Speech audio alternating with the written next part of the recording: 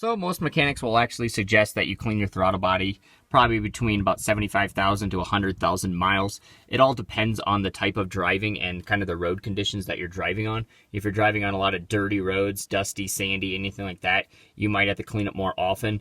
Obviously, the big thing is just visually inspect it. So if you want to inspect it, you're just going to have to take the air duct off here, undo the hose clamp, and move that out, and you should be able to look at it. And if it's got a lot of dirt and corrosion on it, you can take it off and make sure you clean it and obviously put it back on. But there is a specific cleaner that you're going to want to use for it. It's throttle body cleaner.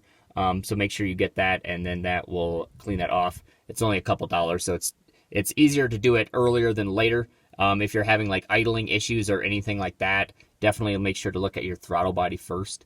That could be a really cheap and fast and easy thing that you can do yourself to fix that problem. So definitely somewhere between 75 and 100,000 miles, just pop that off and spray some of that cleaner in there to make sure you get a smooth idle, and you shouldn't be having any issues with your throttle body from then on.